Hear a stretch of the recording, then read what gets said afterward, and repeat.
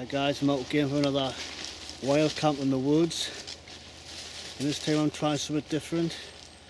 Trying a Polish Poncho, tipi, Lavvu, whatever you want to call them. Got it set up over here and I'm quite excited. It feels a bit strange because I got inside it and it's dark, it's dreary, I'm not used to that. And I've got someone else want to try it as well. I made a stove, a wood burning stove. And I thought the Polish Lavvu would be ideal to use a stove with, because you know you can basically use them inside, but you got to be careful. You can, never mind, I'll show you instead of waffling. Good at waffling.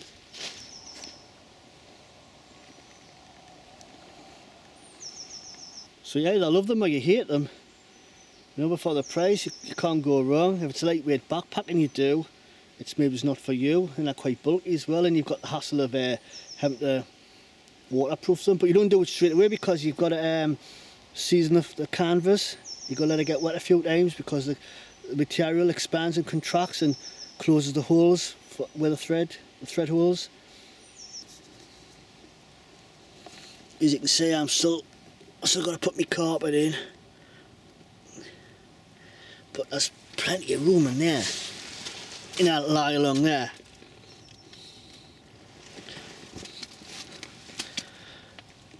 I don't know whether you can see that, but oh, and that's me stove I've got to show you. I suppose that's another reason why I wanted one of these Lavvus, these Polish Poncho tents, because you can use a stove. And where's the pockets? The sleeves, I should say. You can open that up and put the flue up there from the stove. I've actually done some pictures. I'll edit them in on this video and I'll show you how I made it. I've got to point out it's not a guide on how to do it, because I don't recommend you just doing it, because there's no safe way of drilling holes into these things, them stoves, them gas bottles. I couldn't get the top off, so what I had to do was drill a small hole. You know, I opened all the valves, obviously got as much gas out as I could. Hopefully all the gas had escaped. I'm not sure, that's why it's a dangerous thing. There's no safe way of doing this, so I don't recommend it.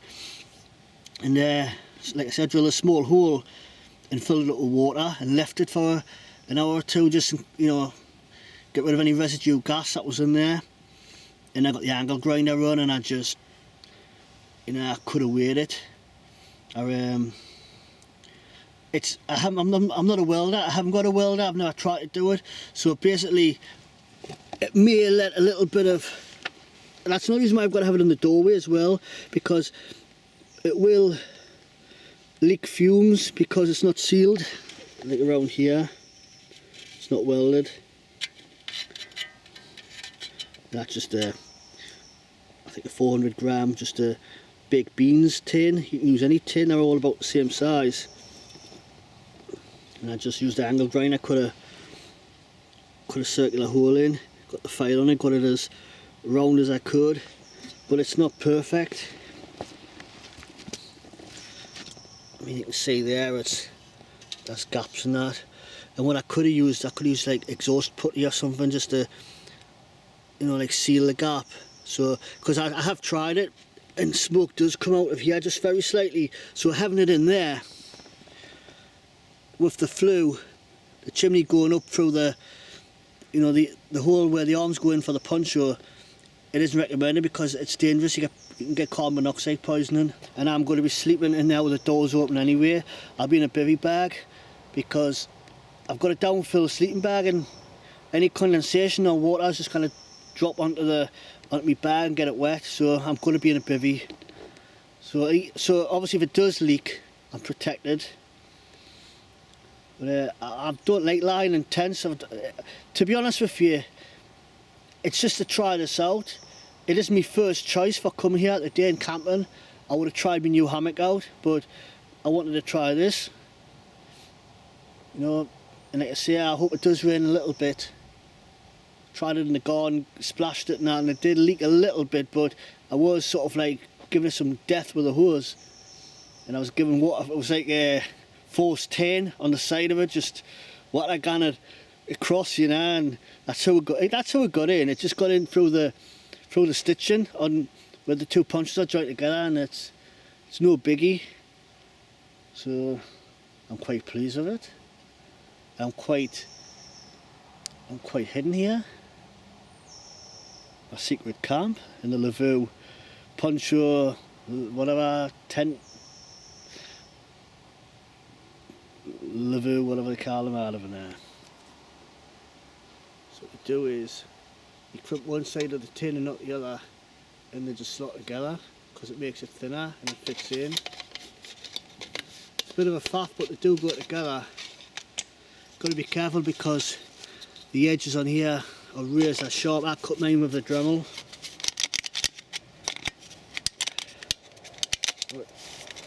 I'll stick it on the stove and show you.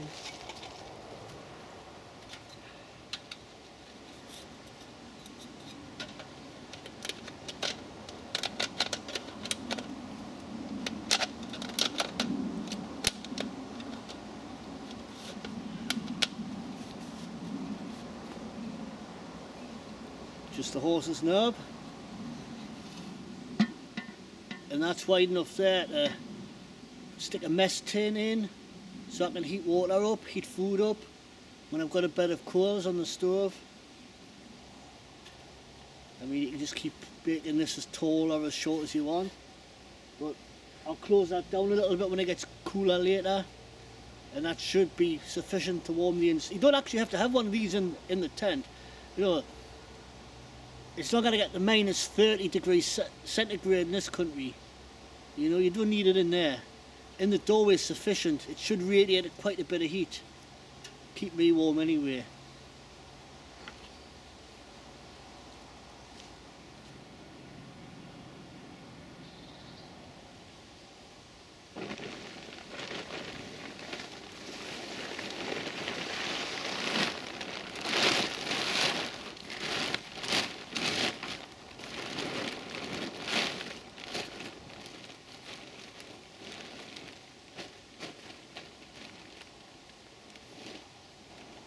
I'm going to go with this, nice and spacious, and that pole, move it forward at a bit of an angle, so it gives you even more space.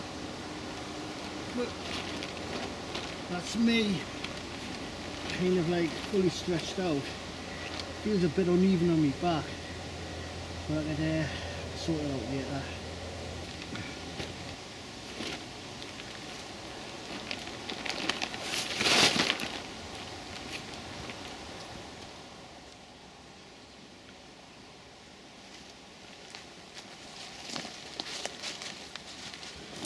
And that's for water source down there.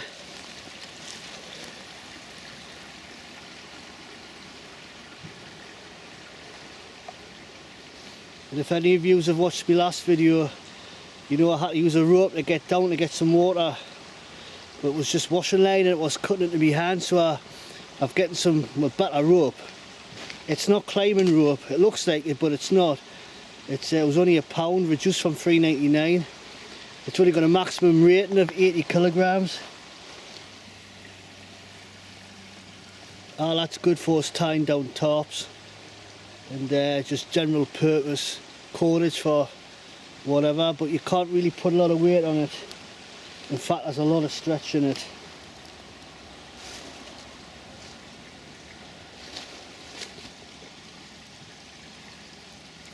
Absolutely rubbish, but it's got a good grip on it. It's fine for getting down there. I don't think it's gonna snap. I'm not putting my full weight on it. I'm only 60 odd kilograms anyway. It's spitting onto rain as well. I'll not be cooking till it gets dark, but there's a couple of things I've got to knock up. I want to knock the tripod for cooking because I'm going to have a beef stew later, so I need to build a tripod for that. And a tripod for my bush chair as well. I've already gotten some hazel cut the last time I was here. I've been coming down like a couple of times, just bringing stuff here. Just got a wood pile. Got some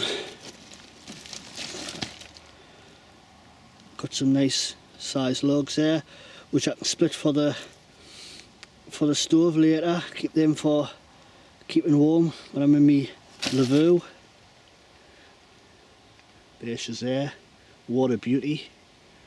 Like, you can hardly see it, can you?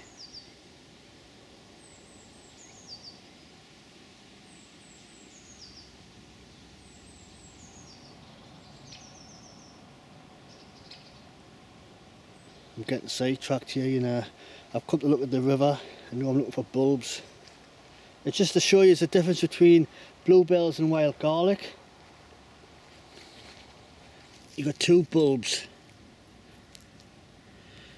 One's poisonous and perhaps it'll kill you, and the other one's good to eat. How can you tell the difference?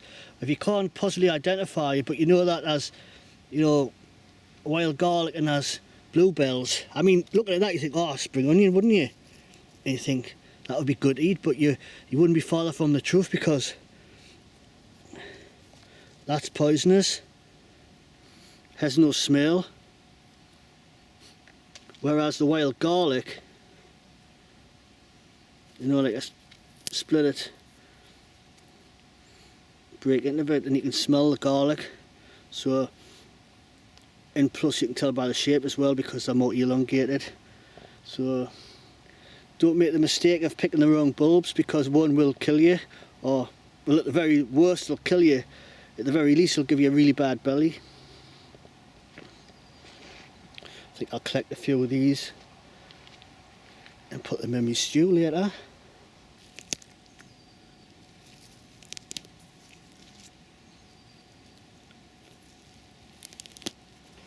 And we've got some wild garlic come through here, so I'll pinch some of those, just the leaves, give me stew a bit of colour.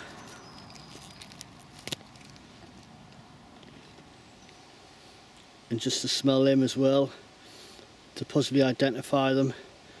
You've got the smell of garlic, like a peppery smell.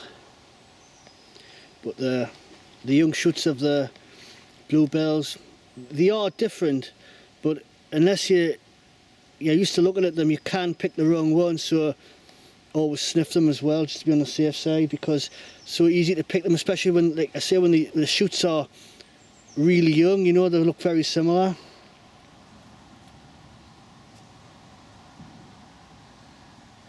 Right, I want to get my chair built and my tripod, and I've already got a few lengths of hazel cut ready. So I've got my cordage, which is at our washing line. Somebody's had a fire here before, but them bits of oak, I've just stood them up to let them dry out, and they're very slow burning, and I can cook my stew for a couple of hours, 2 to 3 hours maybe. Yeah, that's a fire going. Maybe tripod. Needs a quick look at it.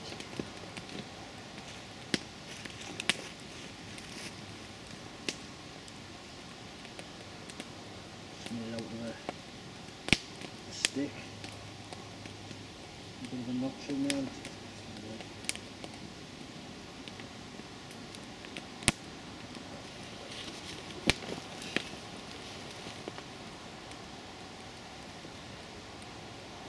This is where it's at, guys.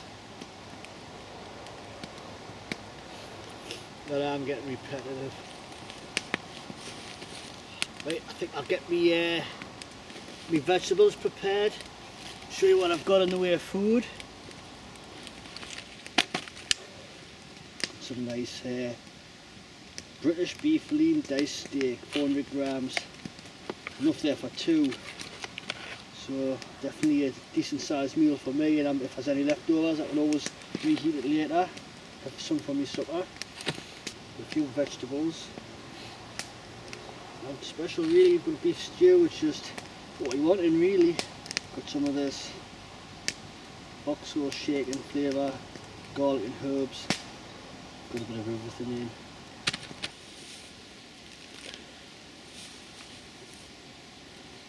Actually I should have put some oil in there, you know. I'm doing everything else first. Olive oil will help the flour stick to the meat. First time I've done this, so it's all experimentation.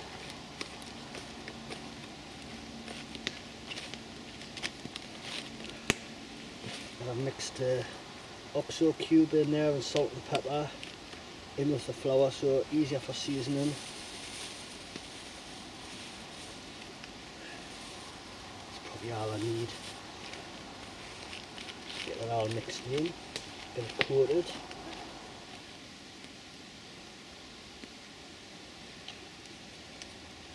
Heat that up and then we'll slap the meat in, brown the meat, add water, and then just simmer that for about an hour, let it tenderise, then slap the vegetables in, maybe just cook for another hour, and then see where we are from there. I've got my veg here, chopped the best I could, you know. I think I used a machete. Now it's perfect, like, it's just, you know, it's all compromise when you try to do things in the woods.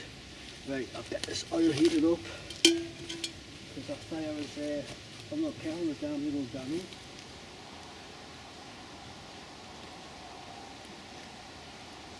We've got that taut line hitch. Just get that moved in a little bit. Start getting ash in as well. Maybe a bit of a disaster this, like. First time I've used a tripod.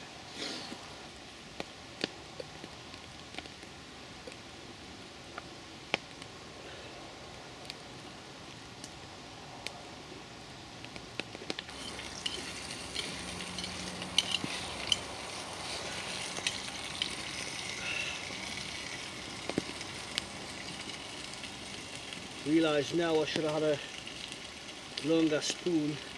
This spoke isn't going to hack it, I'm afraid. My knuckles are getting too hot. Anyway, I'll put my gloves on. There's some heat coming off that fire.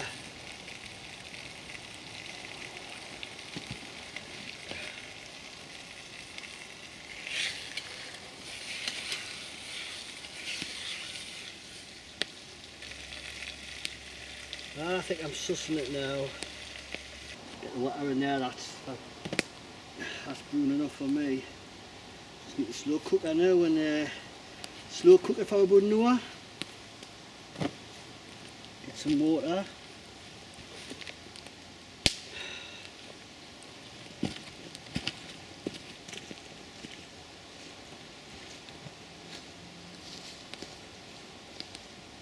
I'm not really sure how much water I put in here, but it's all guesswork.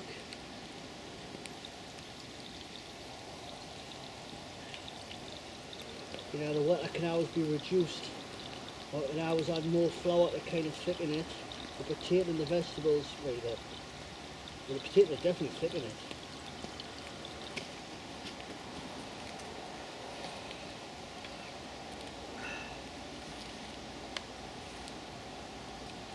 I'll get the lid on there and just let it simmer away. Times it.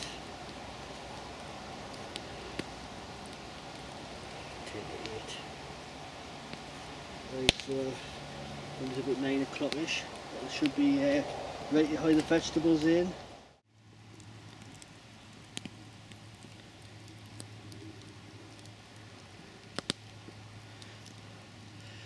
I can't take the lid off that pot because I've got them pot clips on, but there's a little bit of steam coming from the lid, so it's definitely simmering away. So I'm not even gonna open it. I'm just gonna, the way I'm gonna regulate it, I'm just gonna watch for steam coming out, and if there's a little bit of steam coming out, I know that it's fine. It's simmering. If it starts to bubble, or you know, if it starts making a noise because it's maybe under a little bit of pressure, I don't think it's like a pressure cooker as such, because the lid isn't as tight fitting. So you know, if I hear it bubbling away, I'll raise it, or if that steam dies right back and I don't see anything coming out, I'll just lower it. So that's how I'm going to regulate it.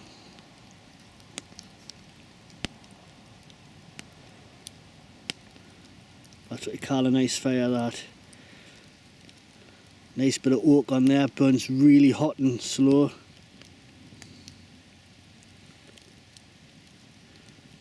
And I'm just going to sit here and enjoy the sounds of the woods. Thing is, if you start thinking about the cooking, it'll take forever. So it's a case of just switch off from it and just think of other things for now. Because the stew's going to take probably about, I'm going to give it at least 2 hours to do it properly. I mean, I could have had the vegetables in, everything in all together, but it tends to end up like a bit of a mush. So I'll chuck the vegetables in about an hour's time, and you know, hopefully that'll be nice and everything will cook roughly the same time.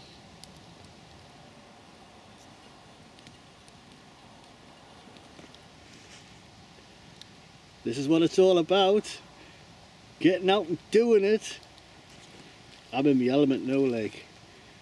I thought I'd give myself a bit of a chow before, you know, with a, you know, trying to get everything, mixing all ingredients and all that. And what I need to do is, I think I need to get a little chopping board or something. I want them fold up ones that are flexible and it fits inside the billy can. I think that would be a really good idea, because I'm going to chop my fingers off. I made the mistake of cutting the veg, using me palm of my hand as a sort of like cutting board as a backrest. Stupid thing to do, you know. I just give myself a little nick, I'm fine, but I'm not as organised as what I should be.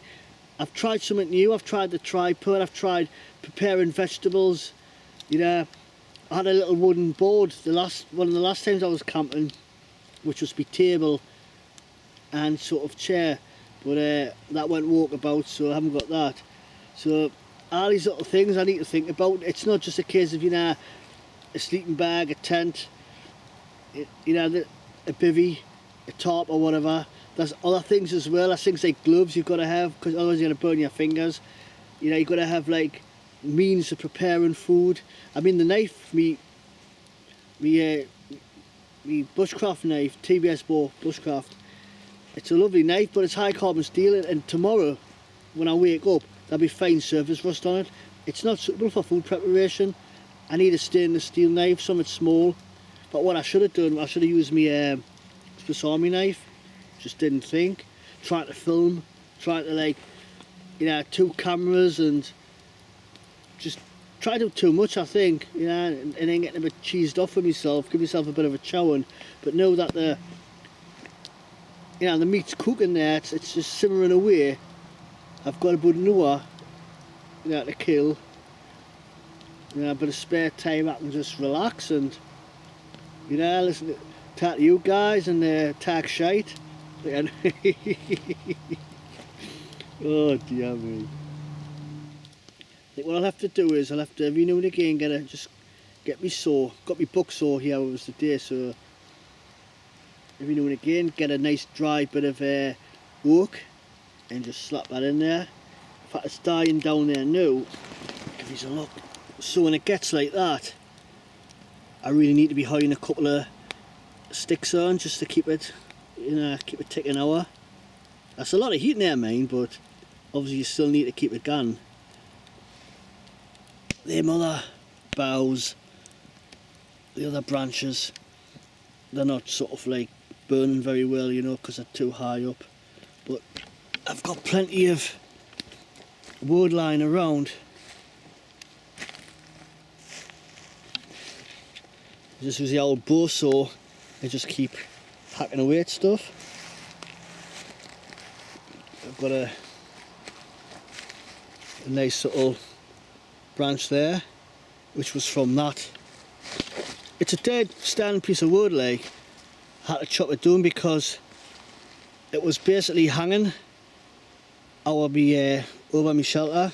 So I didn't want to take a risk, you know. It would have been like if the wind got up or whatever, or if it just decided to come down. I don't want it knocking me setup. I don't want it damaging me new Lavvu, my teepee tent. There's my wood pile. There we go, and It's not very high tech, guys, but I tell you what it is, compared to like what I'm used to, it's like a palace. It's like being at the Ritz. Each man to their own. You know, some guys like to go to the, or some girls like to go to the pub and spend all their money on drink. You know, 100 quid a night, just peed up against the wall. But me, I like to do a bit of wild camping. I like to get out, and it doesn't cost very much. You know, it doesn't cost now to heat your dinner either, because you just use what Mother Nature has lying around.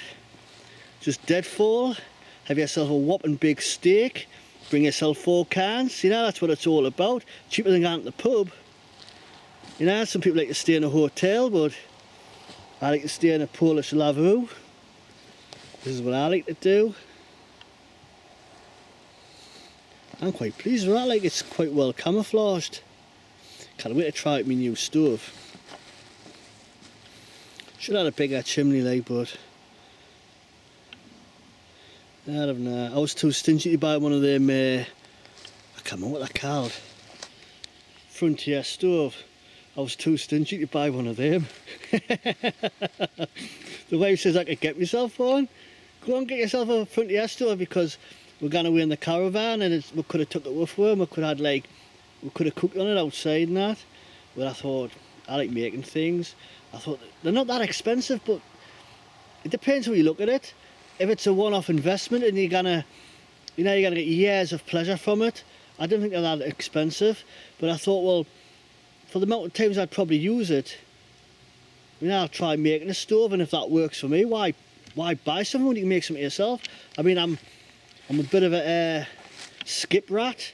I cannot walk past the skip without having a good look. You know, one man's rubbish is another man's treasure. That's the way I look at it. Right, I better sort my beef needs to be lowered down a bit. Oh no, it's just bubbling away there. Give us a look. I think I seen Ray Mears do it. Make one of these. I thought I'll have a go. Just cut a bit of a notch in there. Didn't do a very good job, like, because I used a saw and I was slipping all over the shop.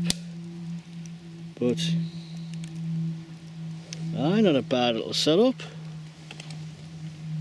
And cordage wise, just use our washing line.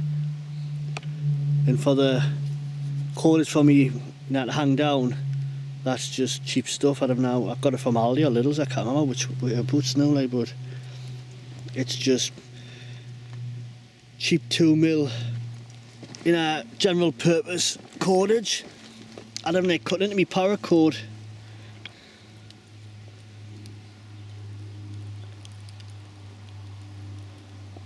And I was going to get some sticks, weren't I? And I got sidetracked, sort of waffling.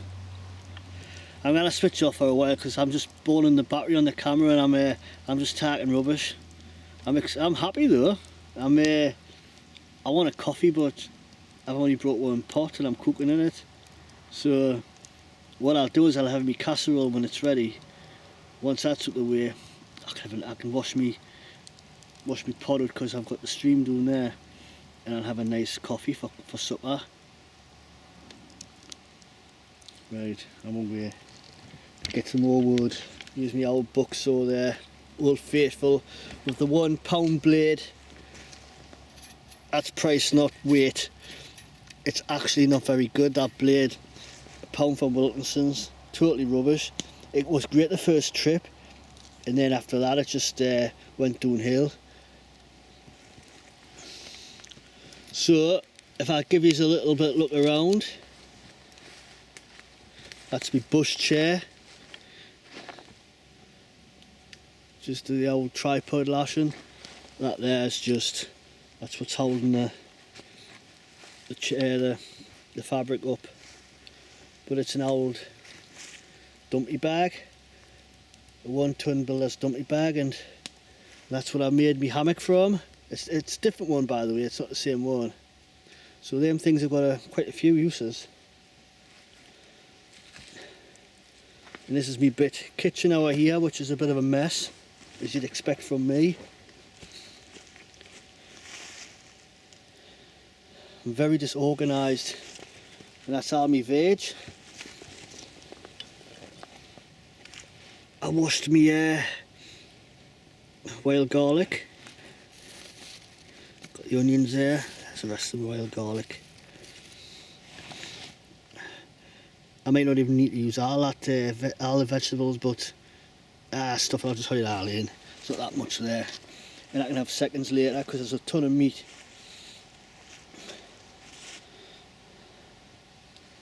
Again, I've got me water hanging there. My camelback, which is in my bag. Got my phone there. My axe, where's that? Let's show you my little axe.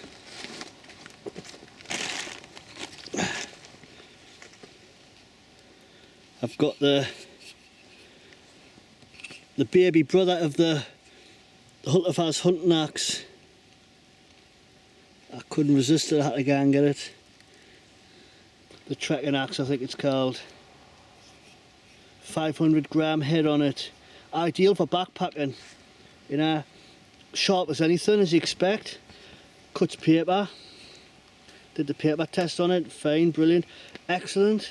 Not a problem with it. I got it from My Tool Shed. Is it mytoolshed.co.uk? Great service.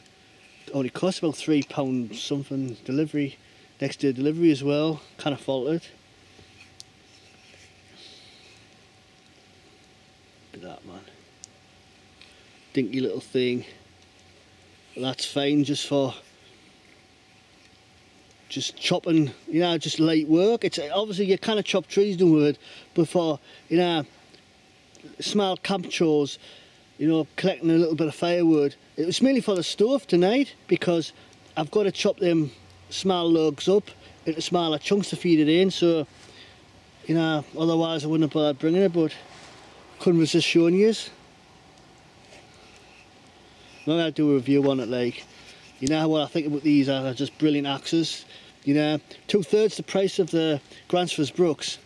Maybe it's not as refined, not as you know, well finished, but you know, as far as I'm concerned, brilliant. From one of the oldest, or maybe it's the oldest axe maker in Sweden, Hultafors. Right, stop waffling there.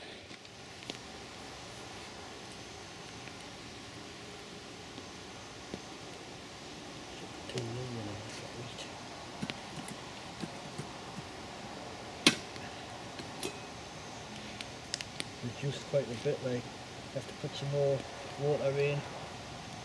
The veggie.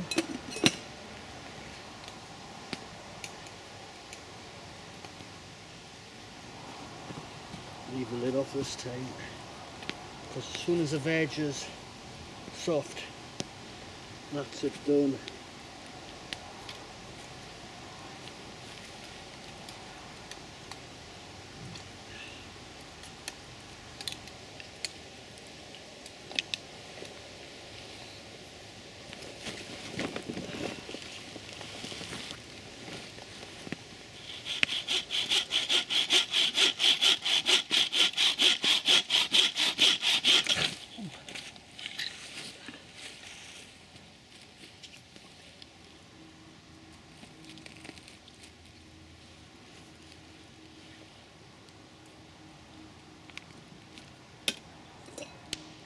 This is where it's at, guys. Hubble bubble, toil and trouble.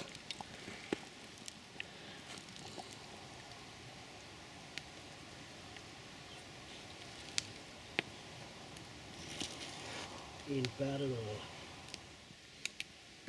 Worth all the extra energy and effort to cook a proper meal in the woods. It's got to be better than meatballs. Meatballs and mash. That's it done. Give us a quick look before I start scoffing it. I'm not going to bore you with it. I'm not going to torture you and make you watch us eat it. Look at that, man. You see it? I'm tipping it out.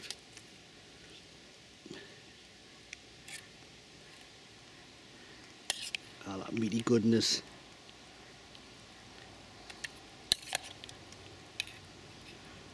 That's my beef cut. Oh man, there's a muff just getting in.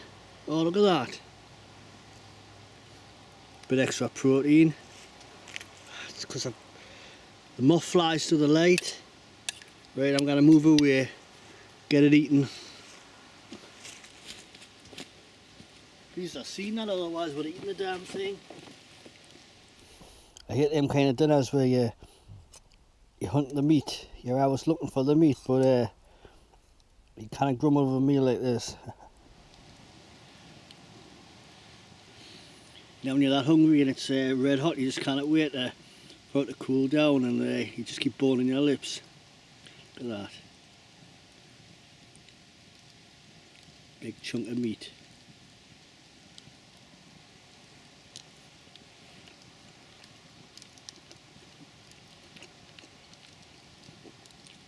Not bad.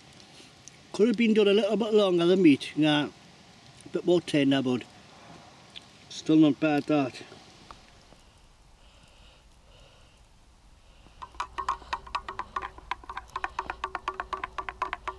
Well, I'm going to finish my coffee. I'm going to go over there and turn in.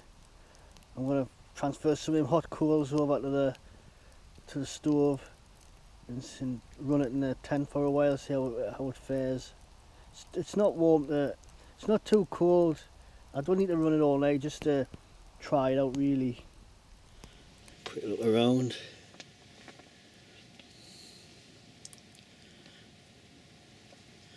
Yeah, so it's giving off quite a bit of heat.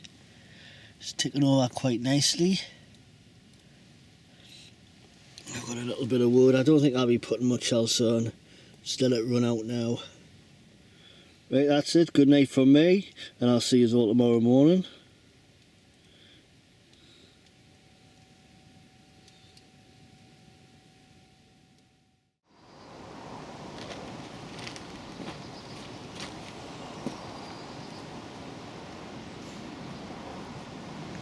Morning.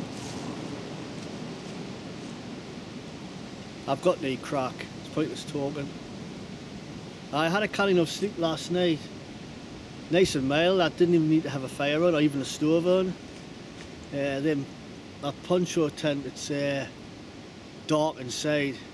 I'm used to opening my eyes and be able to see around and what's happening, but they've got their uses. There's going to be times when a tarp and a bivvy isn't going to be adequate, especially in the hills or exposed areas and that. So that I would definitely recommend you getting one if you are looking for a cheap tent and you weren't too bothered about the weight.